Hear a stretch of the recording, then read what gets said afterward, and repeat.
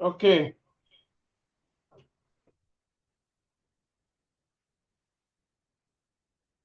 So let's take it from here.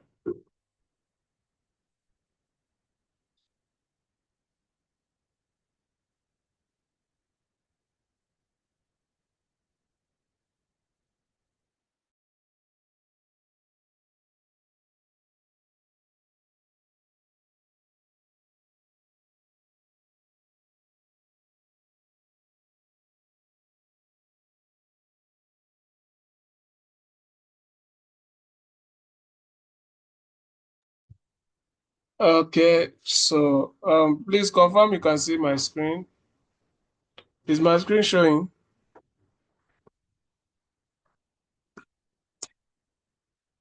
No, not yet.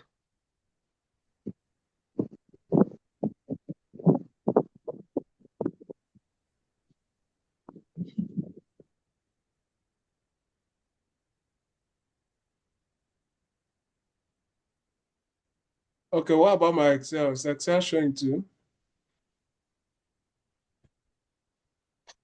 Screen is showing, not Excel is not showing.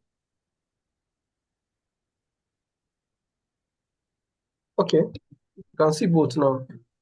Okay, very good. Very good. Now, I was asking a question earlier. I said, why do we call this non-cash item? You need to understand why something is this. It's not just about you picking the somebody. If you want to talk to someone now and they say, why are you calling it non-cash item? Why is it a non-cash item? What are you going to say?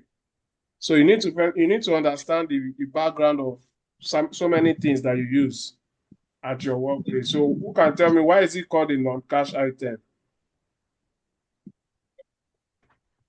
Since it is a depreciation, actual cash is not involved. It is the value of the asset that is producing.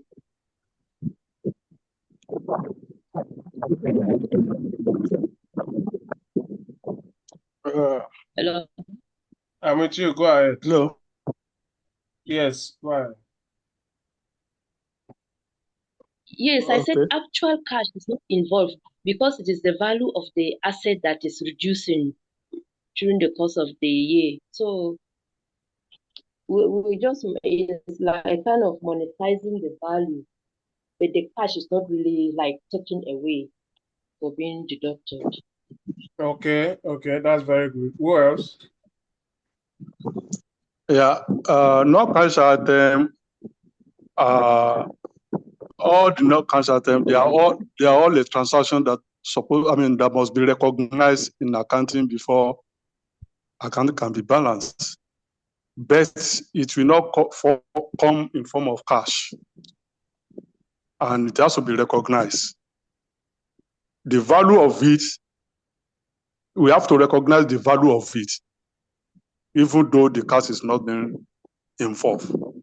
So those are the depreciation. We can have provision, monetization, and co.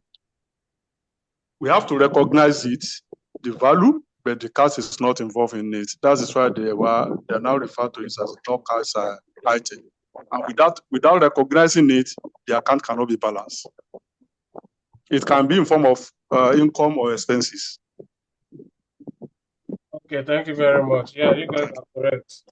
So when we say non-cash items, it means these are transactions that do not have that does not involve direct movement of cash. You know, most of the things you record in your financials, they are things that they have to do with involvement of cash. But here, non-cash items, they do not involve direct movement of cash, but they impact the financial statement. They have an impact on our reporting. So that's why we call them non-cash items. Examples is your depreciation, your amortization, and impairment. So those are the non-cash items. So we have here depreciation. So how much is our depreciation? Depreciation is how much? That's 440.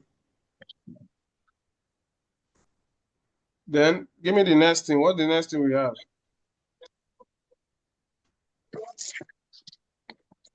Yeah, give me. What's the next formula?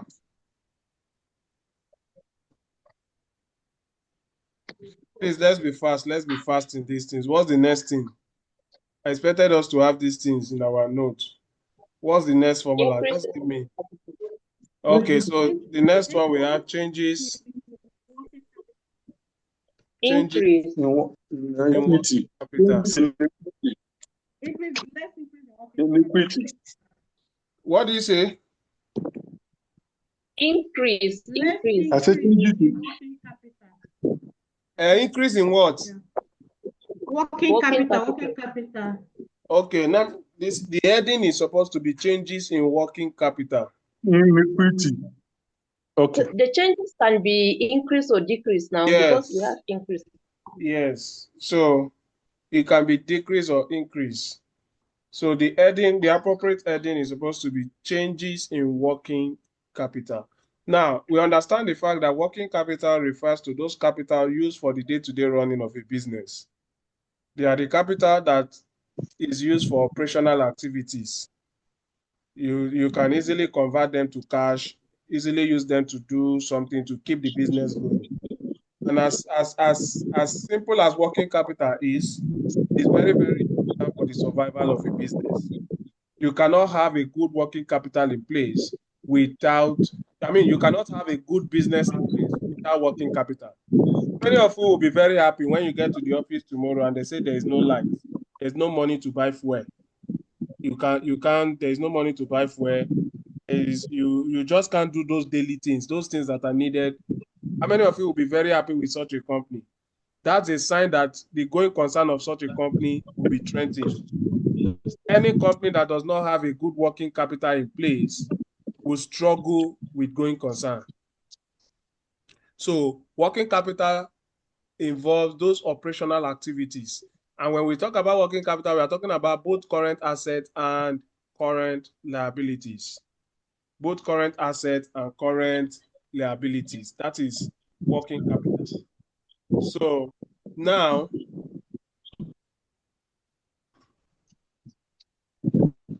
when we talk about what current assets, the major current asset that we use in working capital treatment in cash flow is account receivables and inventory.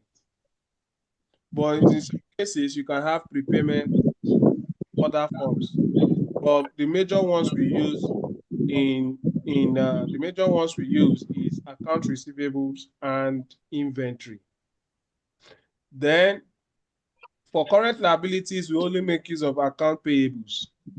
So these are the major working capital that is used under the treatment of cash flow. You can find it in your IAS 7. You can see them there. So now, when we now talk about those concepts, account receivables and payables and inventory, they have rules that they follow when it comes to cash flow. They have rules that they follow when it comes to cash flow. Now, everything we do under cash flow statement has to do with cash. Please pay attention. I'm about to say something now that most students find very challenging. Pay attention to me. Everything we do in cash flow statement has to do with cash. Anything that does not involve cash, except the non-cash item that we have there, anything that does not involve cash is not recorded in your cash flow statement. Now, account receivable, account payable, and inventory, they have to do with cash transaction. Now, this is how they work. Account receivable means when customer buys goods from you on credit, you have incurred account receivables. When customer buys goods from you on credit, you have incurred account receivables. Now, account receivables can either be increase in receivables or decrease in receivables. I want to tell you now the instances why or when it will be called an increase in receivables and when it will be called decrease in receivables. Please pay attention to me. It's a concept. You need to understand it. Now, when I'm asking you guys a question now, please respond to me. When customer buys goods on credit from you, what happened to your cash flow? Are you receiving cash into the business or cash is going out of the business? When customer buys goods from you on credit, what happens to your cash flow? Is your cash flow increasing or is it decreasing? Decreasing. That is decreasing. Why do you say it's decreasing? Decreasing.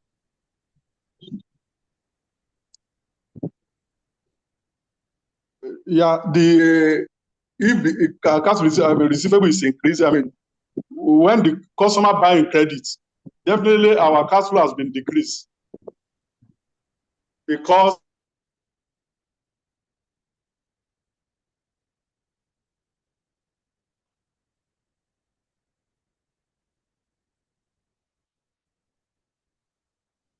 moving out, definitely our working capital is increasing. Okay, thank you very much.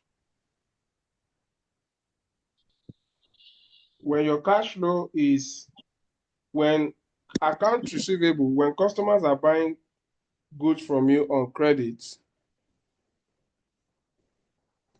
when customers are buying goods on credit, cash is going out of the business.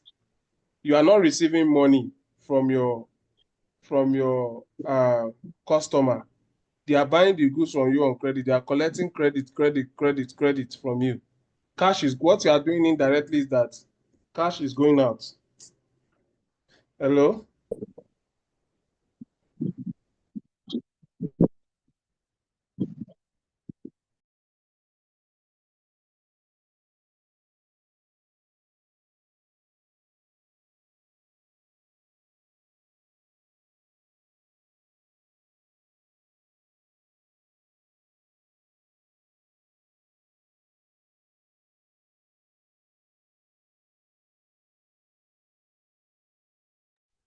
Hello, can you hear me? Yes. Okay. So when cash is going out of the business, when goods are being sold to customers on credit, it means cash is going out of the business. So in that case, the impact is that it is reducing our cash flow in the business, but cash is actually going out. We are not receiving money. So when you are selling more of credit, we call that an increase. Cash, our account receivable is going out. So that is increase in account receivable. When you are selling more of credit, that is increase in account receivable. I hope we get that. Now, it is decrease when customers now start paying you. When customers start paying you, if, for instance, now 100 people bought goods on credit from you, initially you now have increase in account receivable because 100 people bought goods from you. That is increase in account receivable. Now, immediately they start paying you back. They start paying you cash. You start receiving cash from those customers. Our cash flow is now increasing. That means the amount of customers that will be owing us will also reduce. So when you start receiving money from those customers, your account receivable is reducing. So in that case, we call it a decrease in account receivable. So anytime account receivable increases, that's an increase in account receivable. When you start receiving money from those customers, it is decrease in account receivable. The same treatment can be applied to inventory. The same treatment can be applied to inventory. Now, for payables, payable means you are owing someone. That is payable. Payable means you are owing someone and you have not paid.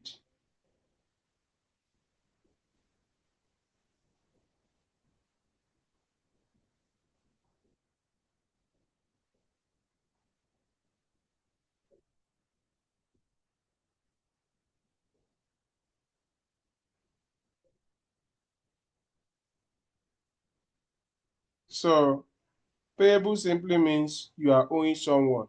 Now, if you buy goods from a supplier and you are buying goods on credit, you are not paying. What is happening to your cash flow? When you are buying goods on credit, we are not paying cash. cash is still in our business. It's still in the company's account. We are not paying cash, but we are buying goods on credit. What does that mean? So that means when our account payable is increasing, what's the impact of cash? Cash is still in the business. We are not paying cash at all. So that means in that situation, we call it a decrease in account payables. Because we are not paying cash to that supplier. We are just buying goods. We are buying goods. We are receiving. So the impact is that it is decreasing our account payable. Cash is not going out of the business. Cash is still within the business. So when account payable is increasing, the impact is that cash is still in the business. So we call that a decrease in account payable.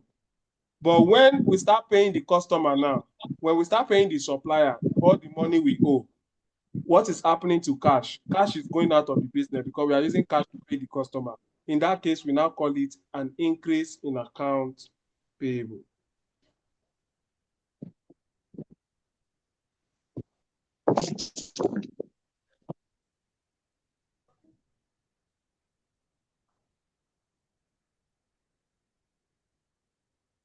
So do we get that treatment now? So now, in changes in working capital, you need to compare previous year and the current year to know if there is a decrease or an increase in working capital. You need to compare previous year with this year so that you will know if there is a decrease or an increase in working capital. Now, this company now, if you check the financial statement given to us, we have 2 years financial statement, 2015, 2016. So now, for 2015 is the previous year, 2016 is the current year. So if you check the previous year, if you check the current year, if there is a decrease or an increase, you record it. If there is a decrease or an increase, you record it. If there is a decrease or an increase, you record it. Please take note of that. Now, let's start from account receivable.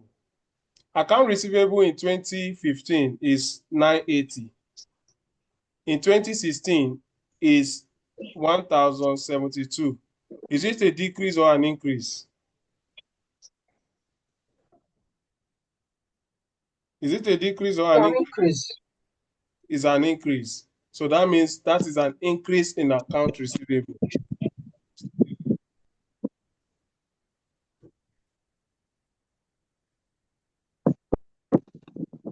That is increase in account receivable.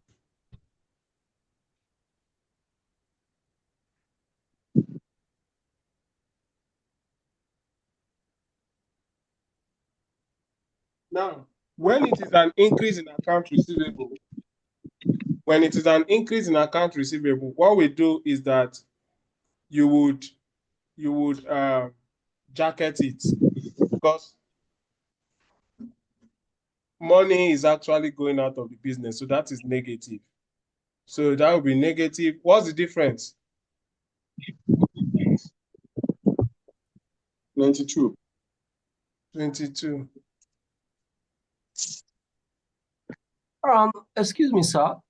For Yes. receivables, excuse sir. Go ahead. For receivables,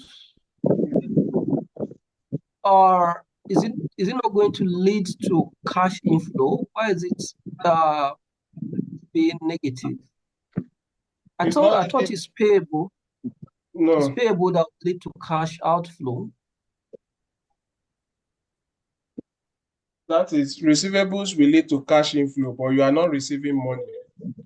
When it is an increase in account receivable, are you receiving? You are not. Your money is actually going out. Increase in account receivable, your money is going out. People are owing you the more. You are selling on credit, money is going out. So that's why it's negative. Cash is going out of the business. You understand?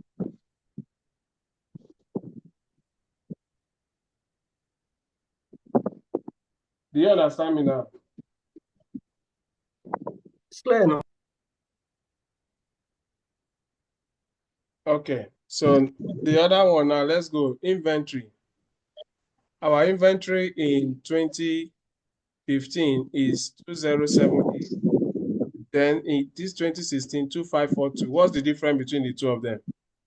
Is it an increase or a decrease? That's an increase in inventory.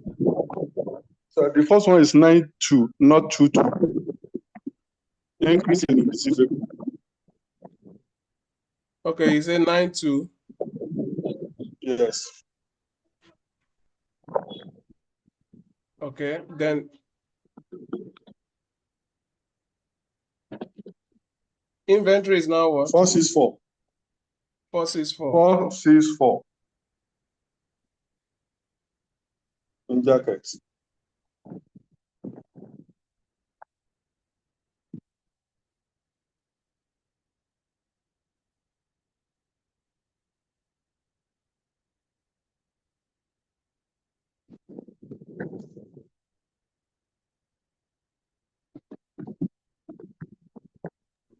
So that is that. Then let's go to payables. Payables in 2015 is 2792. In 2016 is 3084. What's the difference? Increase in payable. 292. 292. So increase in payable is a positive thing because money is not going out of the business. We are not paying cash, but we are just buying goods on credit, but we are not paying. So that's a positive. So that is 292. So that is that. So these are your changes in working capital. What's the next? What's the next thing? Next step.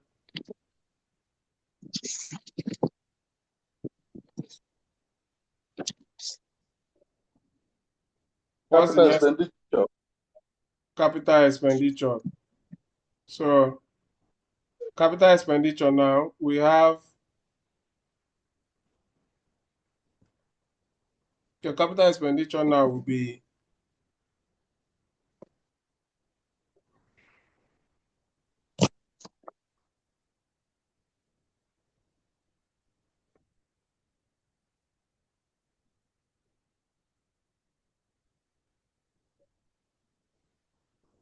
so that is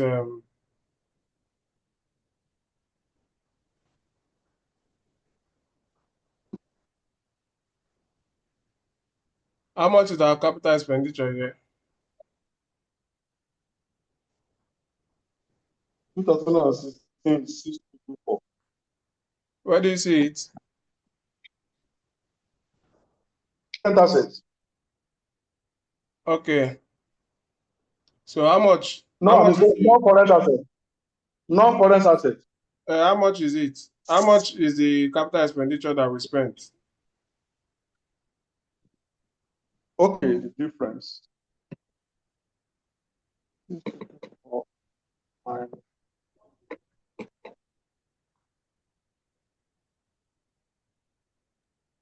It's 282. 282. So that 282 represents the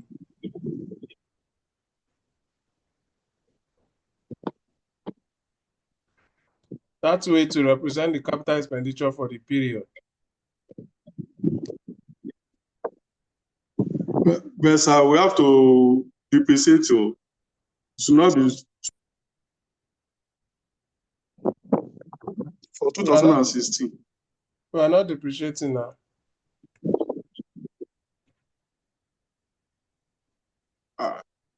Can we, is it at cost? Yes, that's the cost of what we spent for the period.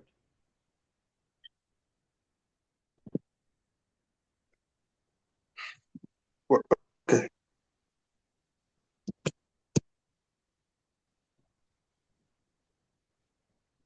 That's the cost of what we spent for the period.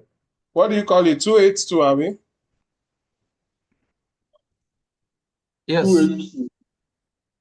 So how did we get that 282? You can see non-current assets in 2015. Non-current asset in 2015 is 5942. In 2016, 6224. That means we have bought something recently that made our non-current asset to increase. So what we do by, you get the difference. To know the cost of what you bought, the difference between old one and new one will give you the cost of what you bought. So that's how we got it. So now, what's the next Yeah, thing? but for that 2016, are we not supposed to remove the depreciation, sir? We are not removing depreciation.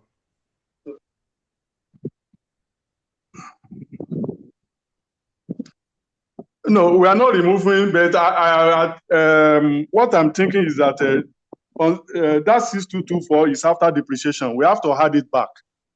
That's what I'm talking. Come again. 5.4. Yes.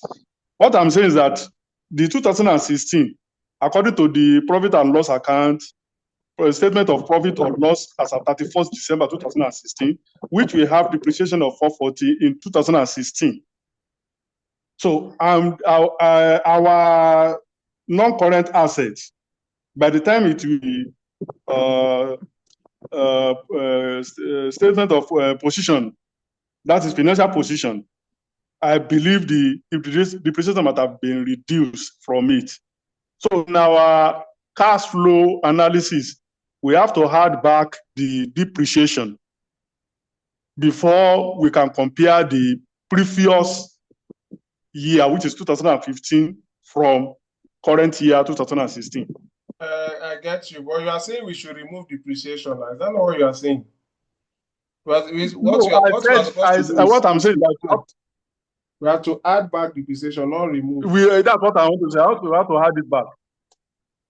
Yes, I know, I understand. But when you were saying I said we should add it back. That's when I'm getting confused. No. So we have to add back depreciation because we have taken it. We have taken it from the assets. So add back that depreciation to this. So our depreciation is 440. So that 440 plus these two, 440 plus 282 will now give us our actual cost for the period. That is 720. So don't forget that this figure is an outflow. Expenditure is outflow. We're actually spending money. So it's supposed to be negative. We're spending money out. So it's supposed to be negative. Then what's the next thing now? That's all. So that's all. So when we do the plus and minus now, we are now going to get. So here we now do from profit after tax.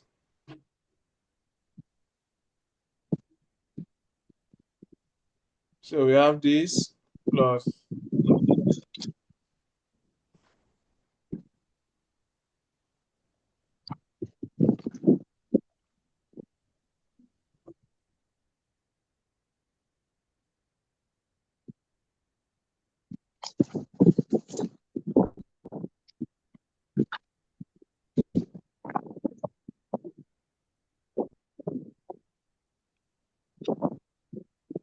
so we have this plus this plus this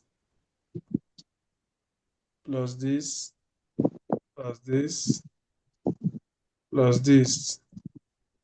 So this will give us 508.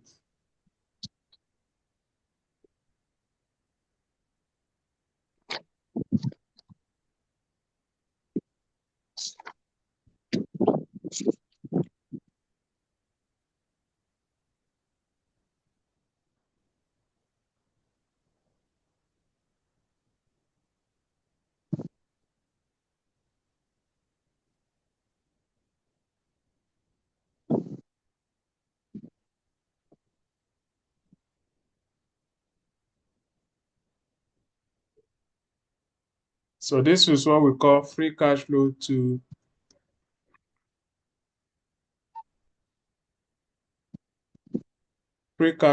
firm / company.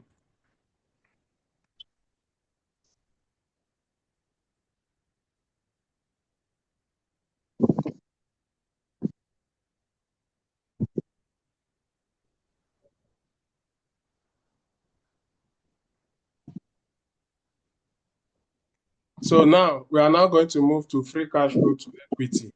So where you are going to start from is where you stopped. So you start from your free cash flow to company.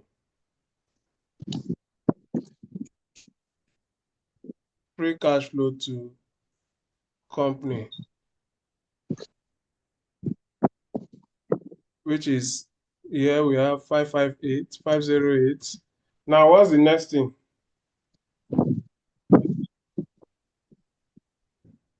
What's the next thing?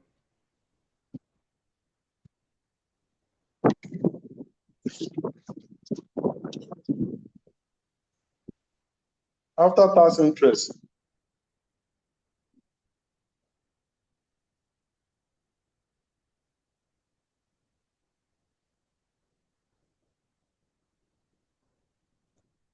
So what's the next thing we are removing? After tax interest expenses. After tax interest expense. So we'll come here now and say, what is our after tax interest expense? So we have, because free cash flow to equity simply means before we give equity shareholders money, we must make sure that we have removed all the interest elements and loans. If there is any loan that we are incurring, we must make sure that we have removed it, and then before we can now give shareholders money. If not, we can't do anything. So any form of debt, any form of repayment, all of these things must be well spelled out.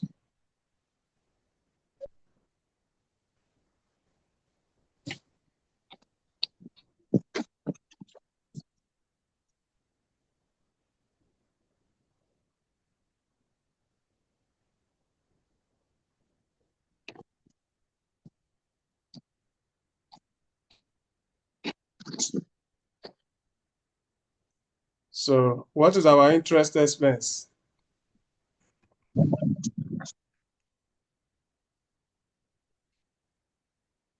Interest expense, we have 330. We'll make sure we pay 330. money. 330. Then after interest expense, what's the next thing?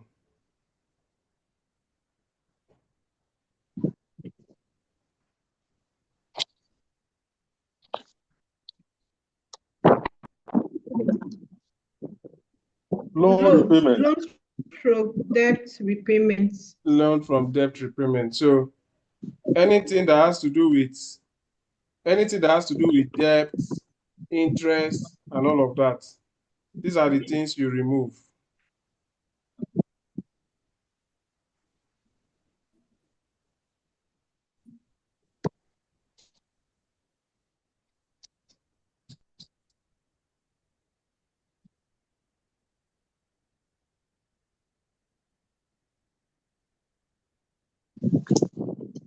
So how much is our loan repayment now?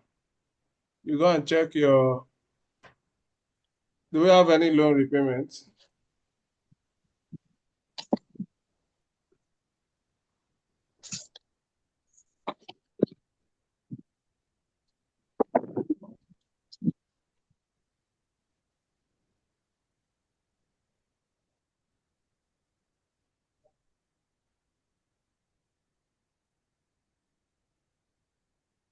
Yes, we have short-term loans. We have short-term loans.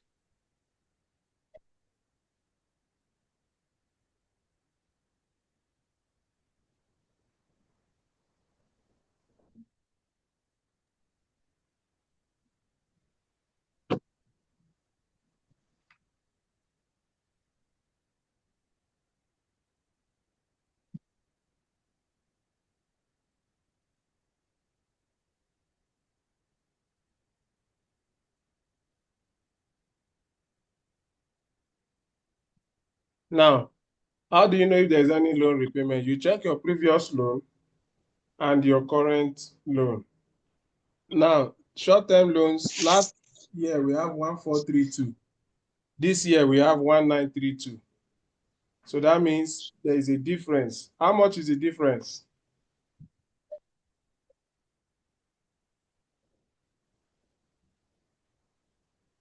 How much is the difference? 504. 504. 504. So that 504 is our loan for the period.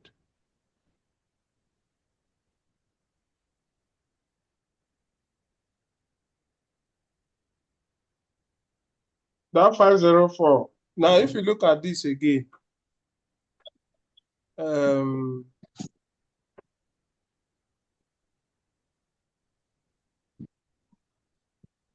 look at long term. We also have long term loan too. We have long term loan too. Now, long term loan, last year was how much? This year was how much? Last year was 25. Last year was 25. This year was 24. So that's like a This year is reduction, 24. Abi. Repayment, yeah. That's a Reduction. reduction. So You that have means this one paid is 100. we have paid 100 naira from it, from our loan. So we'll remove that 100 naira from the amount we are owing. So 504 minus 100 naira, that will be 404. So that 404 is our loan repayment.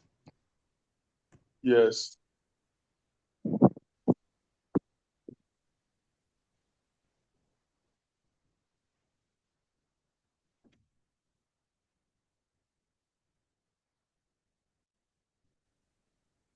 So that is what's the next thing?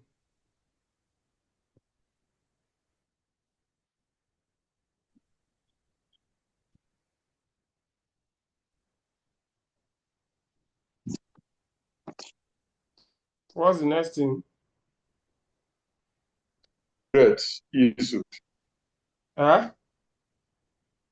Proceed Proceed from where? from debt issued. Proceed from debt issued. So do we have any proceed from debt issued? So let's check. Is there any proceed that we received?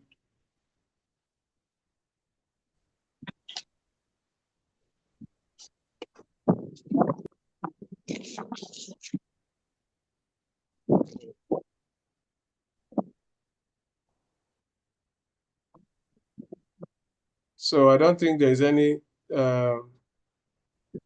proceed from debt issue. No. So from here, we can calculate our free cash flow to equity. After that one, do we have anyone?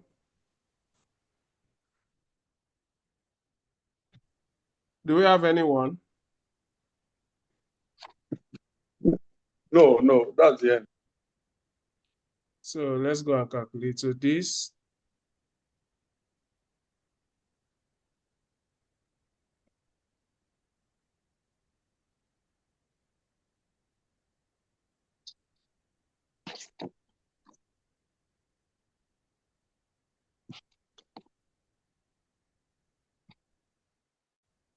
hello, can you hear me now? Yes.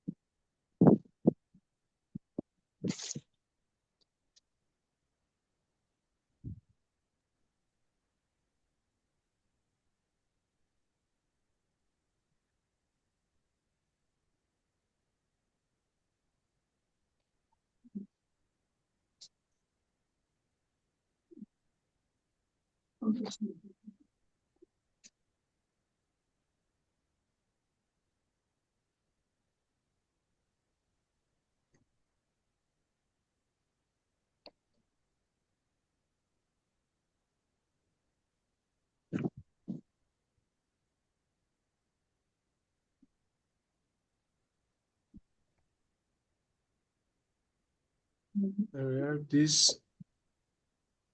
No, this is supposed to be interest expense is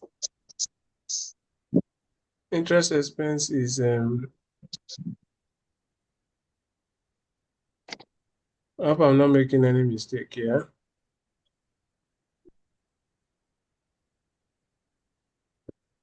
So we have, come on, let me check this.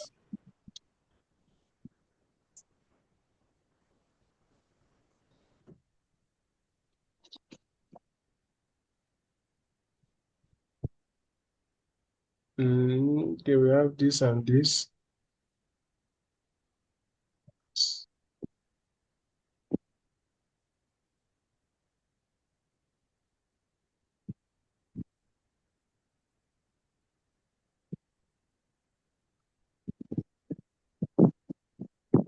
This interest expense, is it part of the formula, this interest expense? Yes, it's part of the formula. But sir, they said after tax interest expense.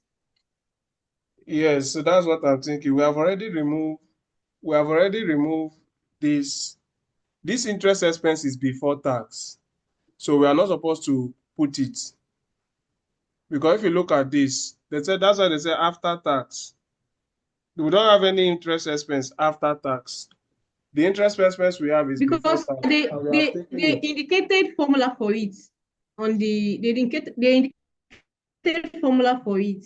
Okay, They what's say the formula? bracket interest, then they say bracket interest, then open bracket 1 minus T. So that's basically what it means.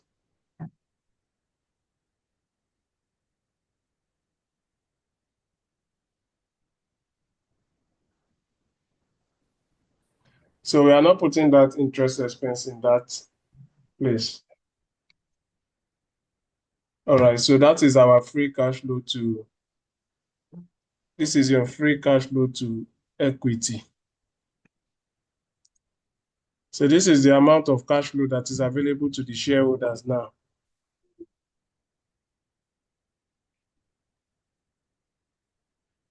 All right, so let's go to the option B. It says, use the free cash flow equity model to calculate, use the free cash flow equity model to calculate the current value per share. Free cash flow equity model to calculate the current value per share. So the current value per share has a formula.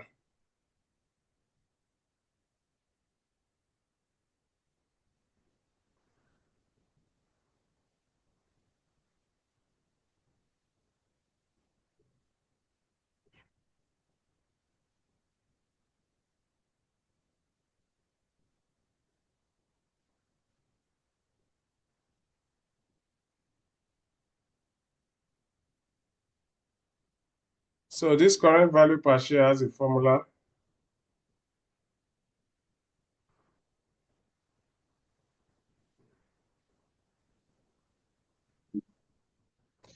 So now we come here. They say we should use the free cash flow equity model to calculate the current value per share. So the current value per share is, now we have what we call value per share. If you check this question now, the years, the number of years given to us, look at this additional information 3. It says, let's start from additional information 1. He said the director believed that the free cash flow to equity model should provide appropriate valuation for the shareholders. Then the second one now says, the third one now says the director believed that the free cash flow equity model will grow by 18% for the next 5 years and by 5% thereafter. We grow by 18% for the next 5 years and 5% thereafter. So we now have,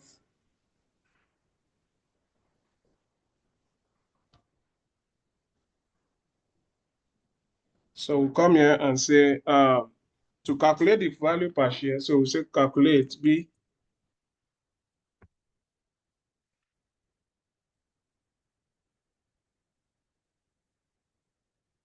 calculate the value per share.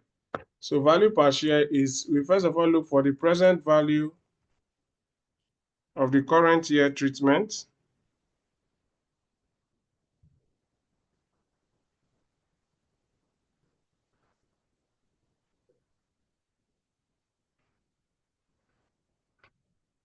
So that is present value of current year.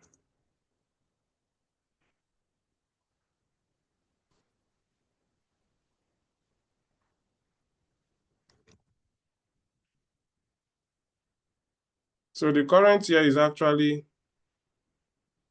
year 1 to 5.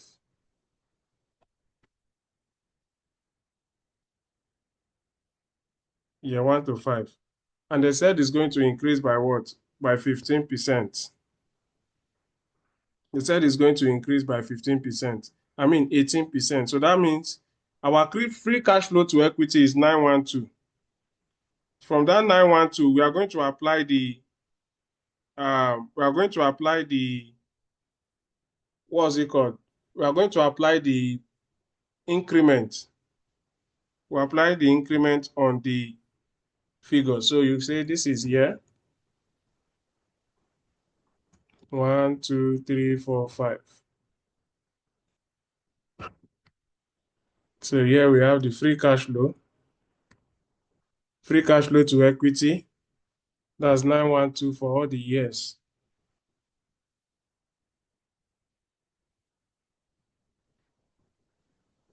$912 for all the years. Then the interest rate, the increment, that's the interest rate. Interest rate is 18%.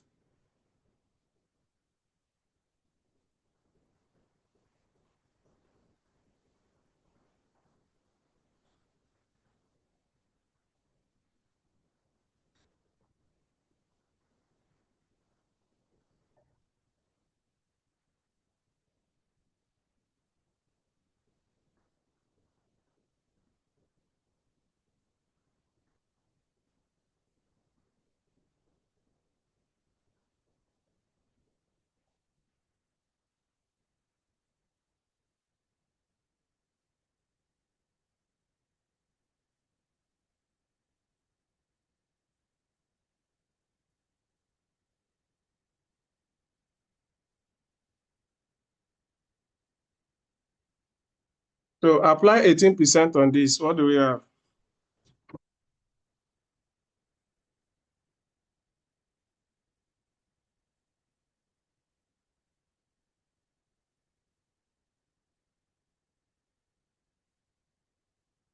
Apply 18%. So year 1, 18% is what? 1.18 year 1.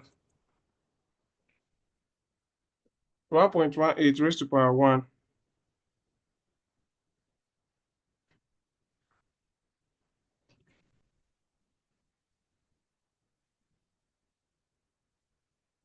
Eighteen percent of 912 is 1.18. 18% of 9.12 here. This is raised to power 1. So 18% of 912, not 18% of 9.12. 912. 18% of 912 is 4.16.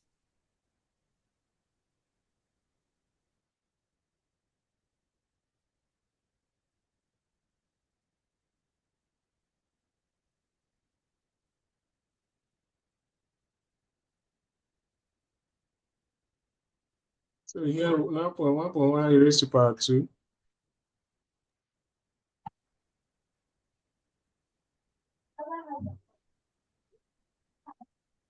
This one is raised to power 3.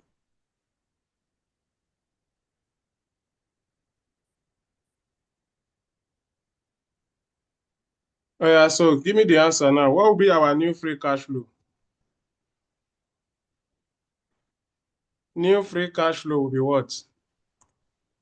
This one will still be the same. This one will be 1.18 times 912. That will give us what?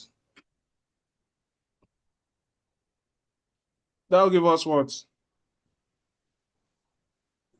1.18 times Huh? 912. Yes, that will give us what?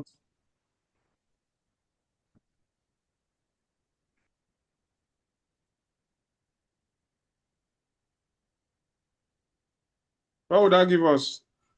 1076.16.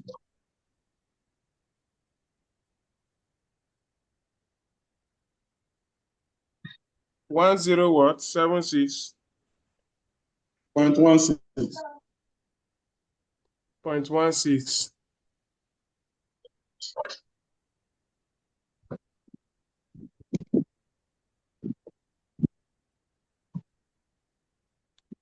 Then year 2, give me the answer, year 2.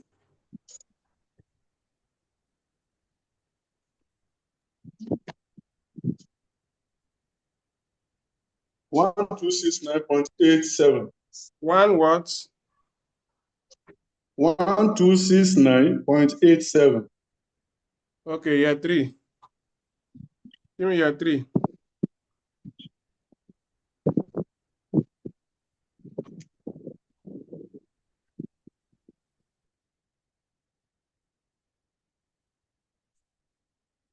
Year 3, oh yeah, that's fast.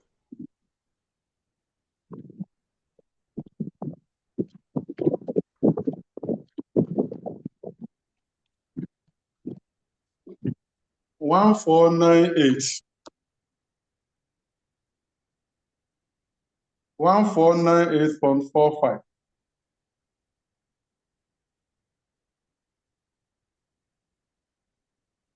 Year 5.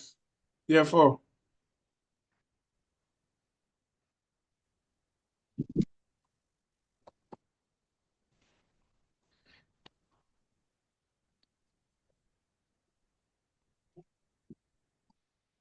One 1768.17. Year 5.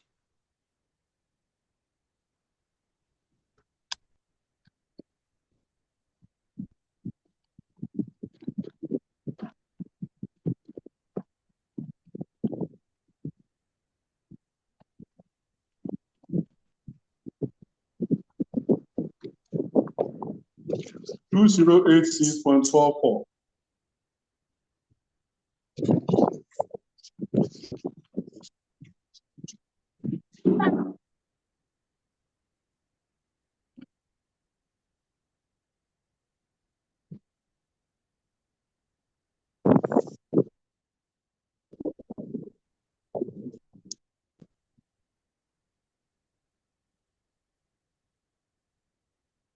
So that's our new free cash flow. Then from here, we'll now apply the discounting factor. DCF. What is our DCF given? Our DCF is what? 15% cost of equity. So apply 15%. 15% year 1. What's the answer? Give me 15% year 1 to year 5.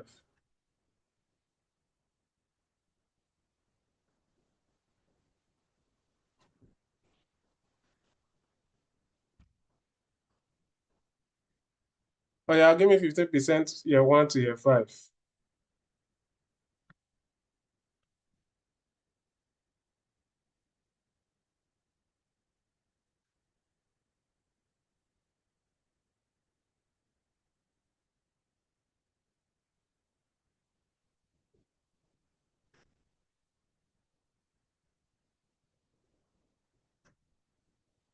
%% is what?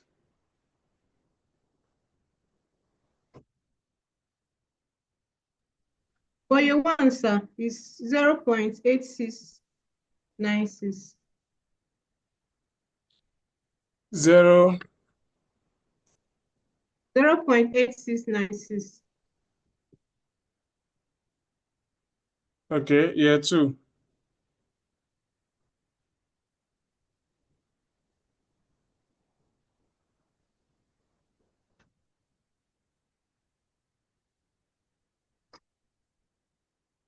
0.7561.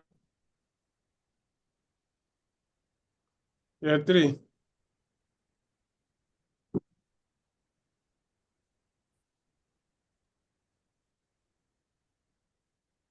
0.6575.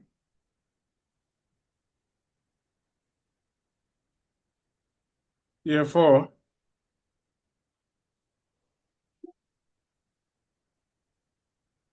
0.5718.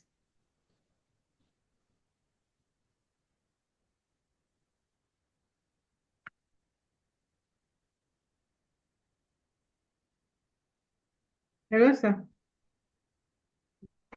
Year 5.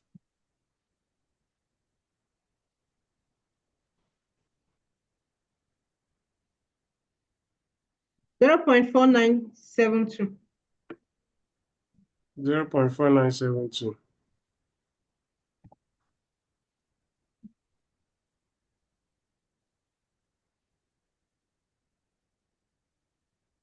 Okay. So we're almost done, but there's something we need to do.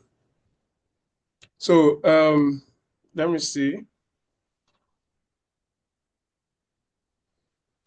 Because my gadget will soon go off now.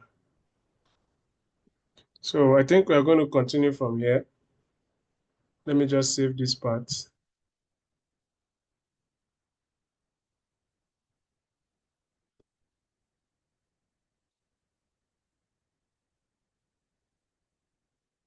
So we'll continue from here in our next class.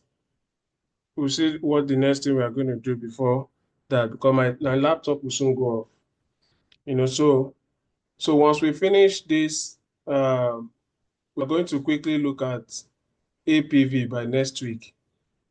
We'll look at APV. The third scenario under that cash flow, we have already done it, which is WACC. So we are not going to treat that again because we have already treated WACC initially. It's still the same method. So the next one we are going to look at now is APV. Then from APV, we are going to do sources of finance. So we'll stop here for today, and we'll continue from here next class. Any question for me?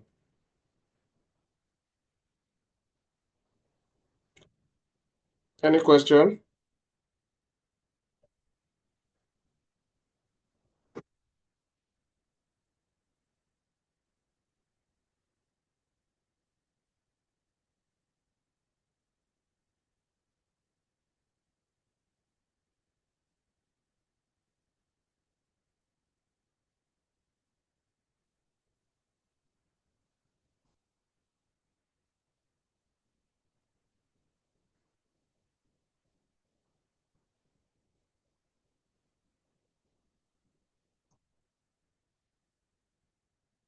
All right, if there's no other question, we'll meet in our next class. All right, thank you very much. Have a